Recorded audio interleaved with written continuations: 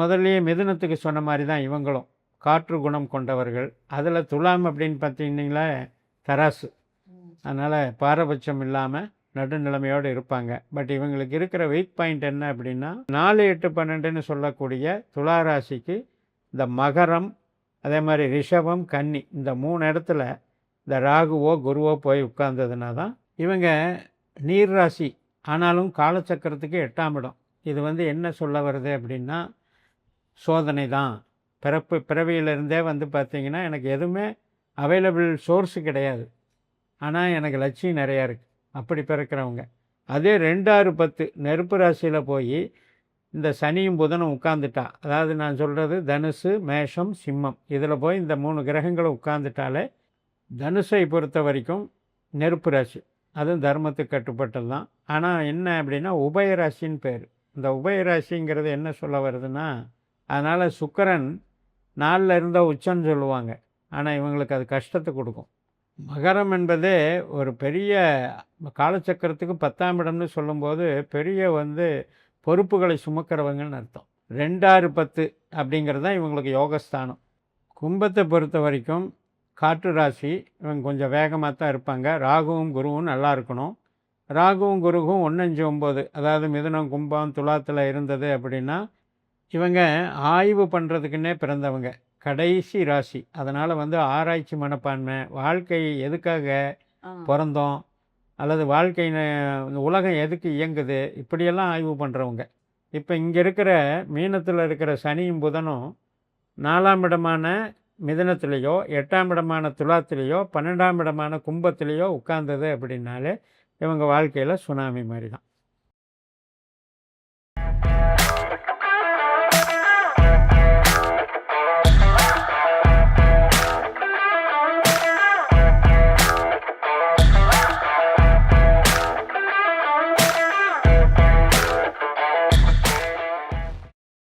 துலாம் ராசியோட purpose of the life பிறவி ரகசியம் என்ன சார்? முதல்லயே மிதுனத்துக்கு சொன்ன மாதிரி தான் இவங்களும். காற்று குணம் கொண்டவர்கள். அதில் துலாம் அப்படின்னு பார்த்தீங்கன்னா தராசு. அதனால் பாரபட்சம் இல்லாமல் நடுநிலைமையோடு இருப்பாங்க. பட் இவங்களுக்கு இருக்கிற வீக் பாயிண்ட் என்ன அப்படின்னா பண ஆளுமை திறன் குறைவு. அப்போ அந்த பண ஆளுமை திறன் குறைவுன்னா என்ன பண்ணணும்னா ரிஸ்க் எடுக்கக்கூடாது. பணம் போட்டு பணம் பண்ணுற வேலையில் இறங்கக்கூடாது. அது ஒரு கணக்கு இருக்குது. இப்போ இவங்களுக்கு எப்படி இருக்கணும் அப்படின்னா கிரகங்கள் இவங்க என்ன ஆதிக்க பெற்ற கிரகங்கள் இவங்க ராசியில் இருக்குது அப்படின்னு கேட்டிங்கன்னா ராகுவும் குருவும் தான் மெயினாக இருக்குது. செவ்வாய், ராகு, குரு இந்த 3 கிரகங்கள் இந்த துலாத்துலேயும் அதே மாதிரி மிதுனத்துலேயும் கும்பத்துலேயும் இருந்தது அப்படின்னால நினச்சதை சாதிச்சிருவாங்க. அசுர வேகம் கொண்டவர்கள். அதாவது இப்போ ராகுவெல்லாம் பார்த்திங்கன்னா இன்றைக்கி இருக்கிற நவீன தொழில்நுட்பம் அனைத்துமே வைஃபைலேருந்து அட்வான்ஸ்டு, இப்போ ராக்கெட் விடுறாங்க, நெட்வொர்க்கு, இதெல்லாமே ராகு தான். அந்த மாதிரி நுணுக்கமான அறிவில் புகழ் பெறக்கூடியவர்கள் இவர்கள். அதனால் அந்த மாதிரி ஒர்க்கில் போய் சாமர்த்தியத்தை காட்டுவாங்க. அதே விருச்சிகம், மீனம், கடகம் இதில் போய் இந்த 3 கிரகங்கள் இருந்தது அப்படின்னா ராகுவும் குருவும் இருந்தது அப்படின்னா இவங்க நல்லா பணம் சம்பாரிச்சிருவாங்க. மிகப்பெரிய வளர்ச்சியை பண்ணுவாங்க. சொந்தமாகவே தொழில் நடத்துவாங்க. அதே 3ஆம் இடமான நெருப்பு ராசிகளான தனுசு, மேஷம், சிம்மம் இதில் போயிருந்ததுன்னா மீடியம் லைஃப் வாழ்வாங்க. அதாவது எனக்கு சம்பளம் போதும், அதே நேரத்தில் நல்ல சம்பளம், மேலே பேராசப்படலை, பக்குவமாக இருந்துக்கிறேன், உறவுகளும் எனக்கு நல்லா இருக்குது, திருப்தியாக இருக்குது, அப்படி போயிடுவாங்க. இவங்களுக்கு 4, 8, 12ன்னு சொல்லக்கூடிய துலா ராசிக்கு இந்த மகரம், அதே மாதிரி ரிஷபம், கன்னி இந்த 3 இடத்துல இந்த ராகுவோ குருவோ போய் உட்கார்ந்ததுனா தான் இவங்க வாழ்க்கையில் கஷ்டப்படுறாங்க. அருமை சார், அருமை சார்.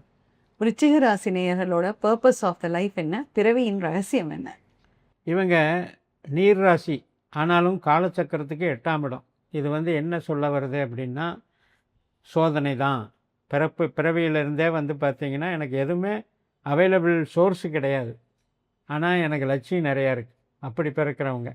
ஆனால் அவங்களுடைய சகிப்புத்தன்மை, அவங்களுடைய படிப்படியான ஒரு உந்துதல், ஆத்ம பலம் இதனால் முன்னேறக்கூடிய நபர்கள் தான். விருச்சிகத்தில் பொறுத்த வரைக்கும் சனி பகவான் தான் இருக்கார். சனியும் புதனும் இவர்கள் வந்து அதை வந்து தர்ம சங்கடங்களை எல்லாம் மீறி இவங்க ஜெயிக்கக்கூடியவர்கள். இந்த 1, 5, 9ல் இருந்தால் தர்மத்துக்கு கட்டுப்பட்டு கரெக்டான வேலையை பார்த்துட்டு போயிடுவாங்க. கஷ்டப்பட்டு ஜீவனம் நடத்துவாங்கன்னு சொல்லலாம். அதே 2 6 10 நெருப்பு ராசியில் போய் இந்த சனியும் புதனும் உட்காந்துட்டா, அதாவது நான் சொல்கிறது தனுசு, மேஷம், சிம்மம், இதில் போய் இந்த 3 கிரகங்களும் உட்காந்துட்டாலே மிகப்பெரிய சம்பாத்தியத்தை அடைஞ்சிருவாங்க. விருச்சிகம் வந்து சாதிச்சு காட்டும். அரசு ஆட்சிகள், அரசு வேலைகள், சொந்த தொழிலில் பெரிய லெவலில் டெவலப் ஆகிறது, இவங்க எல்லாமே நல்ல அமைப்பு இருக்குது. 3 7 11ன்னு சொல்லக்கூடிய மகரம், ரிஷபம், கன்னி, இதில் வந்து சனியும் புதனும் உட்கார்ந்தது அப்படின்னா இவங்க வந்து டிபெண்டிங் நேச்சர். இப்போ ஒரு ஆலோசனை சொல்கிறது, மேனேஜ்மெண்ட்டில் இருக்கிறது, இந்த மாதிரி அதிகாரிகளாக இருந்து புகழ் பெறுவார்கள். 4 8 12 அதாவது கும்பம், மிதுனம், இங்கே துலாம், இந்த 4 8 12 தான் இவங்களுக்கு ஆகாத ஸ்தானம். அதனால் இவங்களுக்கு இருக்கக்கூடிய அந்த சனியும் புதனும் போய் 4 8 12ல் உட்கார்ந்தவங்க தான் பிரச்சனையை அனுபவிப்பாங்க. அருமை சார், அருமை. அடுத்ததாக தனுசு ராசி நேயர்களோட பர்பஸ் ஆஃப் த லைஃப் என்ன, பிறவியின் ரகசியம் என்ன? தனுஷை பொறுத்த வரைக்கும் நெருப்பு ராசி, அதுவும் தர்மத்துக்கு கட்டுப்பட்டது தான். ஆனால் என்ன அப்படின்னா உபயராசின்னு பேர். இந்த உபயராசிங்கிறது என்ன சொல்ல வருதுன்னா அன்ஸ்டேபிள்னு சொல்கிறது. அதாவது ஸ்டேபிளாக வந்து ஒரே இடத்துல வளர முடியாது, இடமாற்றங்கள் தவிர்க்க முடியாதது. அதில் இருக்கிற நட்சத்திரம் அப்படி தான். கேது, சுக்கிரன், சூரியன், இந்த 3 பேர் இருக்காங்க. இவங்க வந்து சிறு வயதிலேயே இவங்களுக்கு இந்த திசைகள் நடந்தால் படிப்பு நல்லா வந்துடும். நம்ம ஜென்ரலாக சொல்லும்போது டெப்த்தாக போகும்போது நம்ம ஒவ்வொரு பாவத்துக்கும் போகலாம். இப்போ ஜென்ரலாக போகும்போது இவங்களுக்கு வந்து 4 8 12 வந்து ஆகாது, நீர் ராசி வந்து ஆகாது. அதனால் சுக்கிரன் 4ல் இருந்தால் உச்சம்னு சொல்லுவாங்க, ஆனால் இவங்களுக்கு அது கஷ்டத்தை கொடுக்கும். 4 8 12 இதில் வந்து சுக்கிரனோ கேதுவோ இருந்தால் கஷ்டப்படுவார்கள். மற்ற எந்த இடத்துல இருந்தாலும் இவங்க தப்பிச்சு டெவலப் ஆயிடுவாங்க. பொருளாதார ரீதியாக இவங்க வந்து ஒரு மீடியம் லைஃப் வாழ்பவர்கள்னு தான் சொல்லணும். அருமை சார், அருமை. அடுத்ததாக மகர ராசி நேயர்களோட பர்பஸ் ஆஃப் த லைஃப் என்ன, அவங்க பிறவியின் ரகசியம் என்ன? மகரம் என்பதே ஒரு பெரிய காலச்சக்கரத்துக்கு 10ஆம் இடம்னு சொல்லும்போது பெரிய வந்து பொறுப்புகளை சுமக்கிறவங்கன்னு அர்த்தம். பிறந்ததுலேருந்து வீட்டில் அவங்க பொறுப்புகளை சுமக்கிறது, அதுக்கப்புறமும் வந்து சம்பாரித்து பொறுப்புகளை சுமக்கிறது, எதாக இருந்தாலும் இது வந்து நல்ல அமைப்பு தான். பட் இங்கே இருக்கிற நட்சத்திர ரீதியாக சூரியன், சந்திரன், செவ்வாயின்னு இருக்கிறதுனால இந்த சூரியனே இவங்களுக்கு வந்து 8ஆம் வீடாக வருது. அதனால் என்ன ஆகும், பேசிக்கலாக இவங்க பல தடைகளை நீந்தி தான் முன்னேற முடியும். அந்த மாதிரியான ஒரு அற்புதமாக இவங்க வந்து வேலை செய்வாங்க, ஆனால் புகழ் பெறுவாங்க. இவங்களுக்கு ஆகாத ஸ்தானம் வந்து நெருப்பு ராசி. 4 8 12ன்னு சொல்லக்கூடிய மேஷம், சிம்மம், தனுசு, இதில் வந்து சூரியன், சந்திரன், செவ்வாய் இருக்கிறவங்க தான் கஷ்டப்படுவாங்க. மற்றவர்களெல்லாம் சாதிச்சு காட்டுவாங்க. 2 6 10 அப்படிங்கிறது தான் இவங்களுக்கு யோகஸ்தானம். கும்பராசியும், மிதுன ராசியும், துலா ராசியும் எந்தெந்த கிரகங்கள் உட்கார்ந்தாலுமே இவங்களுக்கு மிகப்பெரிய யோகத்தை கொடுக்கும். 3 7 11ன்னு சொல்லக்கூடிய மீனம், கடகம், விருச்சிகம், இதில் உட்கார்ந்ததுன்னா நல்ல மன வாழ்க்கை, நல்ல உறவுகள், இதையெல்லாம் டெவலப் பண்ணி கொடுக்கும். இந்த நெருப்பு ராசி மட்டும்தான் இவங்களுக்கு ஆகாது. அருமை சார், அருமை. அடுத்ததாக கும்பராசி நேயர்களின் பிறவியின் ரகசியம் என்ன, பர்பஸ் ஆஃப் த லைஃப் என்ன? கும்பத்தை பொறுத்த வரைக்கும் காற்று ராசி, இவங்க கொஞ்சம் வேகமாக தான் இருப்பாங்க. ராகுவும் குருவும் நல்லா இருக்கணும். ராகுவும் குருவும் 1 5 9 அதாவது மிதுனம், கும்பம், துலாத்தில் இருந்தது அப்படின்னா இவங்க புத்திசாலித்தனத்தினாலையும் தங்களுடைய அறிவினாலையும் படிப்பினாலையும் மிகப்பெரிய உன்னத நிலைக்கு வருவாங்க. அது வந்து ஸ்மார்ட் ஒர்க்கில் டெவலப் ஆவாங்க. அதே மீனம், கடகம், விருச்சிகத்தில் போய் இந்த ராகு குரு உட்கார்ந்து 2 6 10 கனெக்ஷன் வரும்போது மிகப்பெரிய தொழிலதிபர்கள், சொந்த சம்பாத்தியம், பொருள் சேர்க்கைகள் மிக அபரிமிதமாக பண்ணுவாங்க. 3 7 11ன்னு சொல்லக்கூடிய நெருப்பு ராசியான மேஷம், தனுசு, சிம்மம், இதில் போய் ராகு குரு உட்காரும்போது இவங்களுக்கு மீடியமான லைஃப்பை கொடுத்துரும். பொருளுக்கும் பஞ்சம் இல்லாமல் இருக்கும், உறவுகளும் நன்றாக இருக்கும். 4 8 12 தான் இவங்களுக்கு ஆகாத வீடு. அதாவது வந்து ரிஷபம் ஆகாத வீடு, கன்னி ஆகாத வீடு, மகரம் ஆகாத வீடு. இந்த வீட்டில் போய் ராகுவோ குருவோ உட்கார்ந்தாதான் இவங்களுக்கு வந்து கஷ்ட நஷ்டங்கள். அருமை சார். அடுத்ததாக கடைசி ராசியான மீன ராசி நேயர்களோட பர்பஸ் ஆஃப் த லைஃப் என்ன சார்? இவங்க ஆய்வு பண்ணுறதுக்குன்னே பிறந்தவங்க, கடைசி ராசி. அதனால் வந்து ஆராய்ச்சி மனப்பான்மை, வாழ்க்கை எதுக்காக பிறந்தோம், அல்லது வாழ்க்கை இந்த உலகம் எதுக்கு இயங்குது, இப்படியெல்லாம் ஆய்வு பண்ணுறவங்க மீனராசிக்காரர்கள். அது மீன் வந்து சுற்றிக்கிட்டே இருக்கும். அந்த சிம்பல் பார்த்தீங்கன்னா அது சமுத்திர ராசின்னு பேர். அங்கே இருக்கிற நட்சத்திரம் பாருங்கள், சனியும் புதனும் தான். இந்த சனியும் புதனும், சனி வந்து என்ன சொல்லுவாருன்னா தத்துவத்தை சொல்லுவார். ஓகே. எல்லாமே பிரின்சிபிள் தான். நான் வந்து அந்த தத்துவத்தை மீறி நம்ம என்ன செய்ய முடியும் அப்படின்னு அது தத்துவம் பேசிக்கிட்டே இருக்கும். புதன் என்ன சொல்லணும்னா இன்டலெக்சுவலை கொடுக்கும். ஓகே. இன்டலெக்சுவல் கெப்பாசிட்டிங்கிறது வந்து மேலும் மேலும் ஆய்வு பண்ணி பண்ணி புதிய புதிய கண்டுபிடிப்புகள், பரிணாமங்கள், தொழில் பலத்தை டெவலப் பண்ணுவார். ஆனால் இந்த மீனத்துக்கு என்ன பிரச்சனை அப்படின்னா, இவங்க வந்து சேர்த்து வைக்க தெரியாது, வெளுத்ததெல்லாம் பாலுன்னு நினச்சிருவாங்க.